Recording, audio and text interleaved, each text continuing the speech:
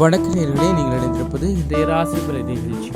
24/9/2024, அதாவது இன்றைய தினம் 12 ராசிகளுக்குமான பலன்கள் பின்வருமாறு. மேசராசி நேயர்களே, ஆடம்பரமான சிந்தனைகள் மேம்படும். புதிய வாகனம் வாங்குவது சார்ந்த எண்ணங்கள் கைகூடி வரும். எதிர்பாராத புதிய சூழல் உண்டாகும். ரிஷபராசி நேயர்களே, பெருமை நிறைந்த நாளாக இருக்கும். புதிய முயற்சிகளில் சிந்தித்து செயற்படவும். குறுகிய தூர பயணங்களின் மூலம் புத்துணர்ச்சி அடைவீர்கள். மிதுன ராசி நேயர்களே, எதிர்வாதங்களை குறைத்துக் கொள்ளவும். கலைகளில் கற்பதில் ஆர்வம் உண்டாகும். குடும்ப உறுப்பினர்களை அனுசரித்து செல்லவும். கடகராசி நேயர்களே, உணர்வு பூர்வமாக பேசுவதை விட சூழ்நிலை அறிந்து செயற்படுவது நல்லது.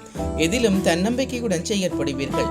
செயற்பாடுகளில் சற்று விழிப்புணர்வுடன் இருக்கவும். சிம்மராசி நேயர்களே, உலகியல் வாழ்க்கையை பற்றிய புரிதல் மேம்படும். புதிய முயற்சிகளில் மாற்றமான சூழல் உண்டாகும். திடீர் பயணங்களின் மூலம் அனுபவம் உண்டாகும். கன்னிராசி நேயர்களே, தூக்கமின்மை பிரச்சனை ஏற்பட்டு நீங்கும். முதலாளி வகையில் ஒத்துழைப்பு மேம்படும். கலை சார்ந்த துறைகளில் மாற்றமான சூழல் அமையும். துலாம் ராசி நேயர்களே, வியாபார சிந்தனைகள் மேம்படும்.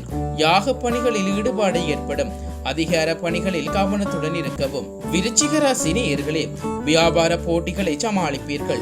உயர் அதிகாரிகளின் சந்திப்பு கிடைக்கும். நீண்ட தூர பயண சிந்தனைகள் உண்டாகும். தனுசு ராசி நேயர்களே, உடல் ஆரோக்கியம் சார்ந்த செயற்பாடுகளில் கவனம் வேண்டும். சஞ்சலமான சிந்தனைகளின் மூலம் குழப்பம் ஏற்படும். மனதுக்கு நெருக்கமானவர்களை அனுசரித்து செல்லவும். மகர ராசி நேயர்களே, அதிகார பதவியில் இருப்பவர்கள் பற்றிய புரிதல் உண்டாகும். கூட்டாளிகளின் ஒத்துழைப்பு கிடைக்கும். பயணங்களில் இருந்து வந்த தடைகள் குறையும். கும்பராசி நேயர்களே, பணி பொறுப்புகளால் நேரம் தவறி உணவு உண்பீர்கள்.